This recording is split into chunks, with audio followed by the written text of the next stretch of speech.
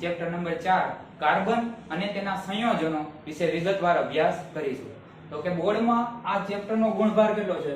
તો કે બોર્ડમાં આ ચેપ્ટરનો ગુણભાર છે 6 માર્ક્સ। 6 માર્ક્સમાં 4 માર્ક્સના લોંગ ક્વેશ્ચન અને એક માર્ક્સના 2 સવાલ હેતુલક્ષી પ્રશ્ન આવશે। ક્લિયર? આ તમારું બોર્ડની પેટર્ન છે।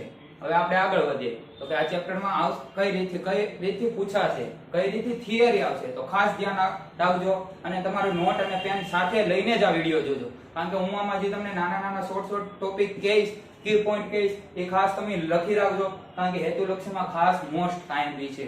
તો આપણે સ્ટાર્ટ કરીએ। સૌપ્રથમ કાર્બન વિશે આપણે ચર્ચા કરીએ। તો કે કાર્બન શું છે તો એના વિશે આપણે ધોરણ 9 માં થોડીક ચર્ચા કરેલી હતી। આણીય દળમાં અને કાર્બનના આવર્ત કોષ્ટકમાં ને ધોરણ 9 માં ચર્ચા કરેલી હતી, છતાંય પણ આપણે થોડુંક બેઝિક માહિતી મેળવી લઈએ। તો કાર્બન છે એ સજીવોના પાયાનો મૂળભૂત ઘટક છે। સજીવોના પાયાનો મૂળભૂત ઘટક છે। ખાસ એમસીક્યુ માં પૂછાય એમ છે, કાર્બન છે એ સજીવોના પાયાનો મૂળભૂત ઘટક છે। આનો અર્થ શું થાય કે કોઈ પણ સજીવ છે, કોઈ પણ સજીવ, એમાં કાર્બનનું અમુક પ્રમાણ તો હોય જ। કાર્બન વગર કોઈ પણ સજીવ શક્ય નથી। એનું બેસ્ટ એક્ઝામ્પલ આપું તો કોઈ પણને તમારે આયુષ્ય માપવું હોય તો C14 અને C12 નો ઉપયોગ થાય છે। આ કાર્બનના સમસ્થાનિકો છે।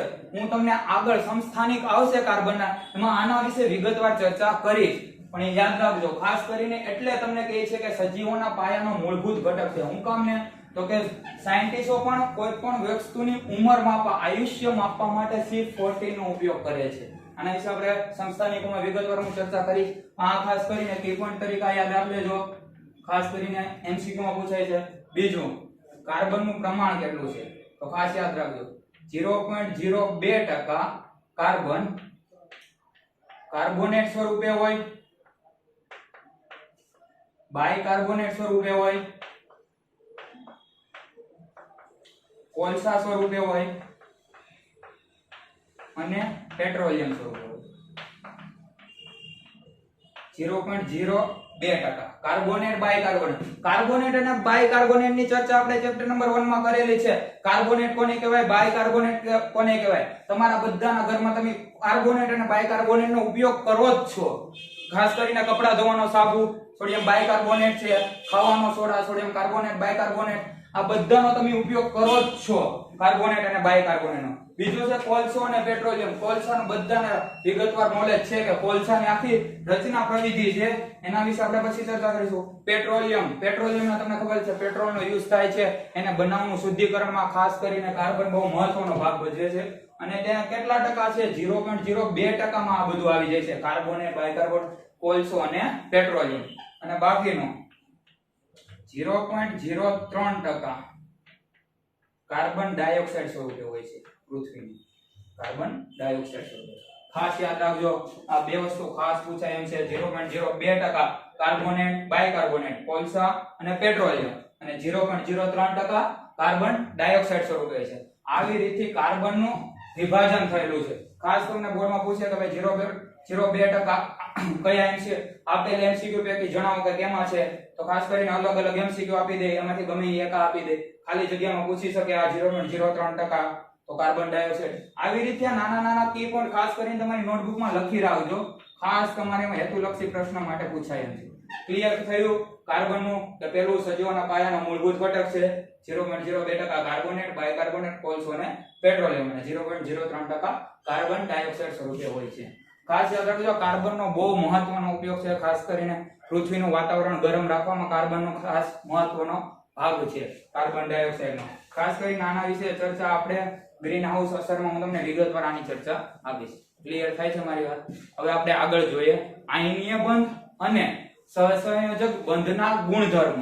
આયનીય બંધ અને સહસંયોજક બંધના ગુણધર્મ ખાસ યાદ રાખજો, આમાંથી એક માર્ક્સનો પૂછે, વ્યાખ્યા પૂછે, આમાંથી હેતુલક્ષી પ્રશ્ન બહુ પૂછાય છે, એટલે ખાસ યાદ રાખજો। આ નાની વસ્તુ છે એ તમારે નોટ કરવાની છે।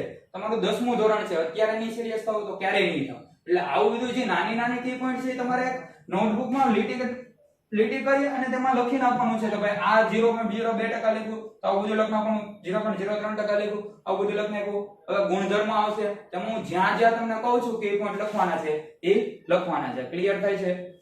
હવે આપણે બોર્ડ વાઇપ કરી અને આયનીય સંયોજન અને સહસંયોજકના બંધના ગુણધર્મ વિશે વિગતવાર ચર્ચા કરીશું. હવે આપણે જોઈએ આયનીય બંધ અને સહસંયોજક બંધ.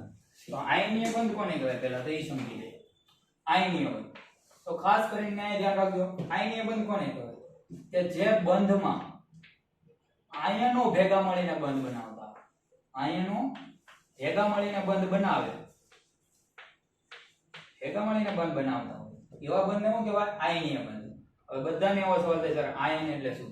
તો ખાસ અહીંયા યાદ રાખજો, જેમાં પ્લસ આયન હોય અને માઈનસ આયન હોય એ બે ભેગા મળી અને કઈ બંધ બનાવતા હોય એને આયનીય બંધ કહેવાય. જેમ કે હું તમને ઉદાહરણ આપું, હંમેશા એક ગમે વસ્તુ યાદ રાખવી તો એક ઉદાહરણથી જ યાદ રાખવાની.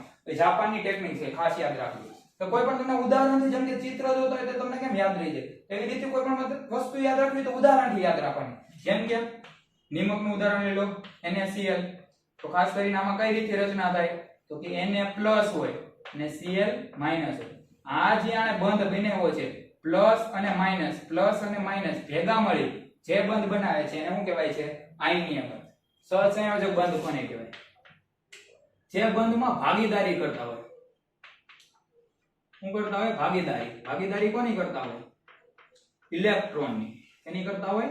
ઇલેક્ટ્રોનની ભાગીદારી કરતા હોય અને જે બંધ બનાવે છે એને સહસંયોજક બંધ કહેવાય છે. આ બંધ વિશે આપણે આ ચેપ્ટરમાં પૂરેપૂરી ચર્ચા કરવાના છે.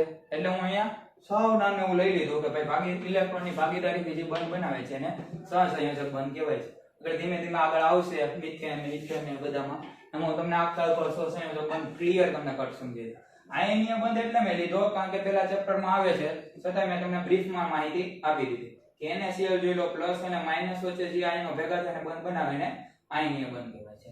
હવે એના આપણે આ જોવાના છે, એના ગુણધર્મ જોવાના છે. તો મેં ખાસ ગુણધર્મ કેના લીધેલા છે?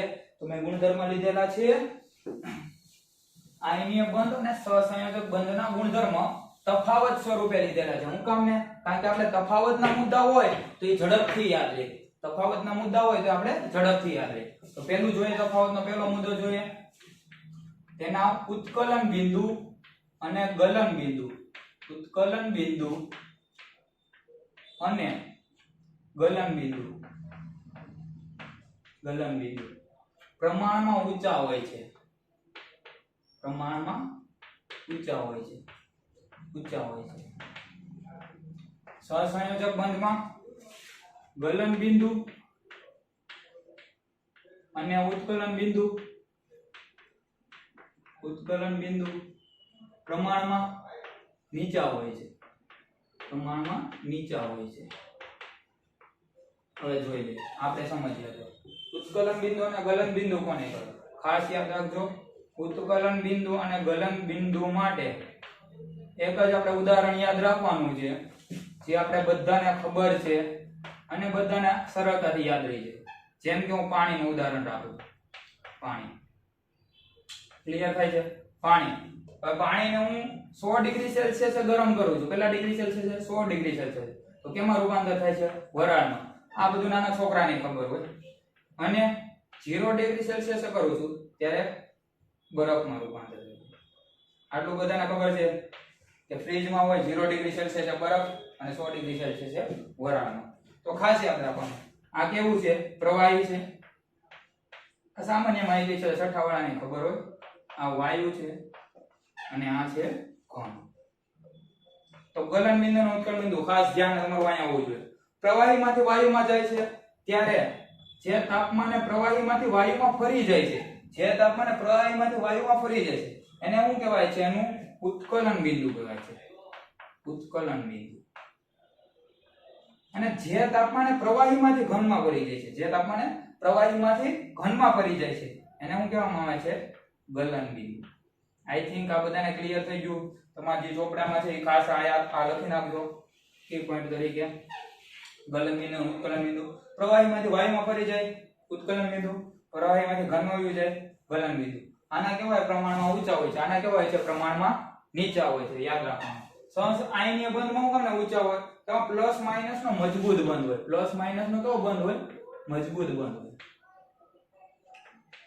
એના વિશે આગળ આપણે ચર્ચા કરીએ. તો બીજો મુદ્દો શું આવશે? બીજો મુદ્દો શું આવશે કે તેમની વચ્ચે આયનીય આકર્ષણ બળ, આયનીય આકર્ષણ બળ પ્રબળ હોય છે. આયનીય આકર્ષણ બળ ખાસ યાદ રાખજો. આ જેની વચ્ચે હું અંડરલાઈન કરું છું એ શબ્દ ખાસ સમજજો.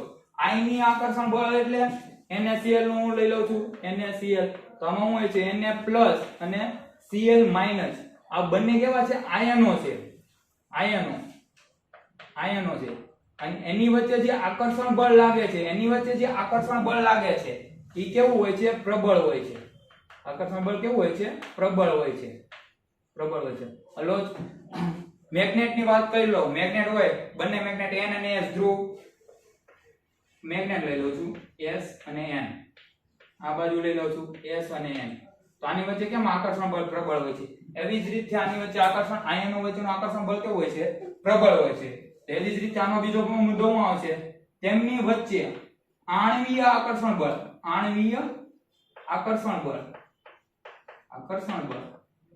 નિર્બળ હોય છે. ખાસ યાદ રાખજો. આમાં શું હતું? આયનીય હતો. આમાં શું આણ્વીય. આણ્વીય હું કામ ને આવ્યું? આમાં અણુ વચ્ચેનું આકર્ષણ બળ છે. કેના વચ્ચેનું છે?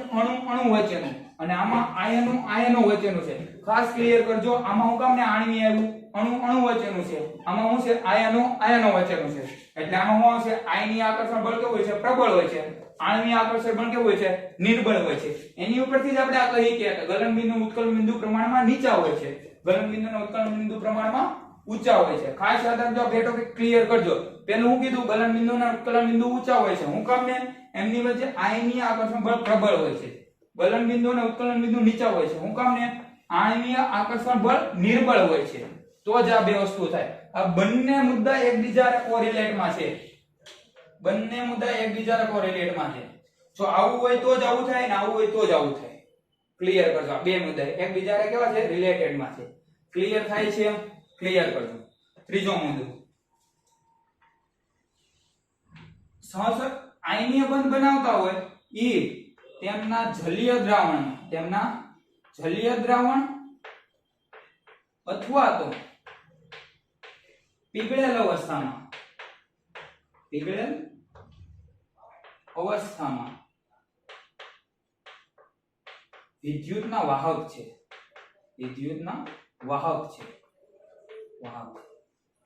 ખાસ યાદ રાખજો. આનું ઉદાહરણ આપું. લેબમાં હોય છે, ચેપ્ટર નંબર 2 માં આના વિશે મેં વાત કરી છે.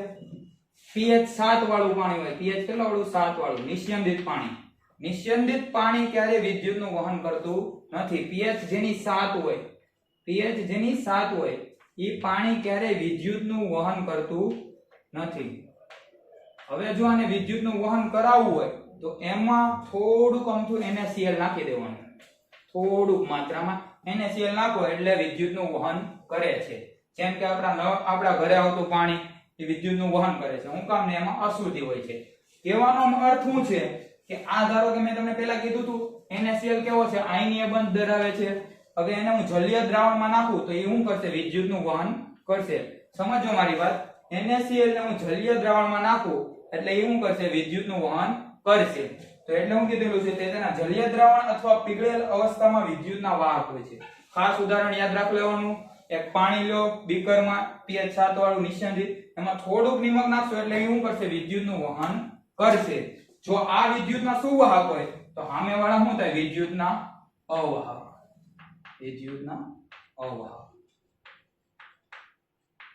ક્લિયર થાય છે? આ કઈ રીતે સુવાહક? આમાં જો તમારે ખાલી એક જ વસ્તુ યાદ રાખવાનું, ઓટોમેટિક બીજી વસ્તુ યાદ રહે. આ જો વિદ્યુતના સુવાહક હોય તો આ અવાહક છે. આ સુવાહક શું કામ ને છે? તો કે આ ઉદાહરણ યાદ રાખી લ્યો કે એક પાણી લ્યો, આમાં નિમક નાખો તો શું થઈ જાય? વિદ્યુતના સુવાહક. અને સહસંયોજક બંધ વાળા કેવો છે? વિદ્યુતના અવાહક. હવે તમે પૂછો સર આનું ઉદાહરણ હીરો, કાર્બનનું છે. હીરો, ડાયમંડ એ વિદ્યુતના કેવો છે? અવાહક છે. તો આવી જ રીતે યાદ રાખવાનું. સહસંયોજક બંધ કેવો છે? વિદ્યુતના અવાહક. જ્યારે આ વિદ્યુતના સુવાહક. આગળનું છે કે તે મહત્તમ કેવા સ્વરૂપ હોય તો મહત્તમ ઘન અવસ્થા ધરાવે છે. ઘન અવસ્થા ધરાવે છે. જેમ કે ઉદાહરણ તરીકે લઈ લો તો NaCl મહત્તમ ઘન અવસ્થા ધરાવે છે. MgCl2 આ બધા ચેપ્ટર 1 ના સામાન્ય ઉદાહરણ છે, બધાને ખબર જ છે. તો કે ઘન અવસ્થા ધરાવે છે એનું ઉદાહરણ તમને હું જીતા કહું છું, ઉદાહરણ થ્રુ યાદ રાખો તો જલ્દી યાદ રહેશે. જેમ કે ઘન અવસ્થા ધરાવે તો નિમકનું ઉદાહરણ યાદ રાખવાનું કે NaCl કેવા સ્વરૂપે છે? ઘન સ્વરૂપે. તો આનું વિરોધી આ જો ઘન સ્વરૂપે હોય તો આ ઘન પ્રવાહી અને વાયુ સ્વરૂપે હોય છે. ત્રણ અવસ્થામાં છે, ઘન, પ્રવાહી અને વાયુ. ઘનનું ઉદાહરણ છે હીરો, વાયુનું ઉદાહરણ છે કાર્બન ડાયોક્સાઇડ, નામાં નેપ્થેલિન અને બેન્ઝીન આવશે પ્રવાહીમાં. એ બધું આગળ આપણે ચર્ચા કરી છે. ખાસ યાદ રાખજો, ઉદાહરણ હું તમને એટલે જ કહું છું, ઉદાહરણ તમે યાદ રાખો ઓટોમેટિક બધું યાદ રહી જશે. ઘનમાં હીરો, વાયુમાં કાર્બન ડાયોક્સાઇડ, પ્રવાહીમાં નેપ્થેલિન બેન્ઝીન છે. ખાસ કરીને ઘન અવસ્થા હોય આ ઘન, પ્રવાહી અને વાયુ અવસ્થામાં હોય.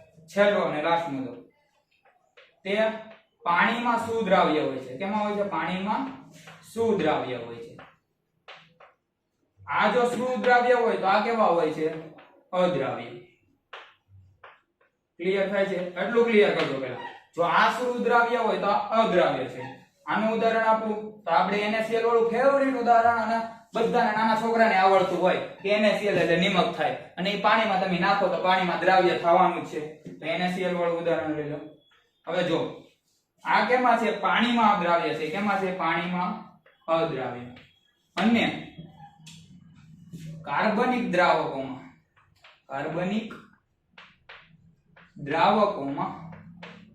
સુદ્રાવ્ય છે.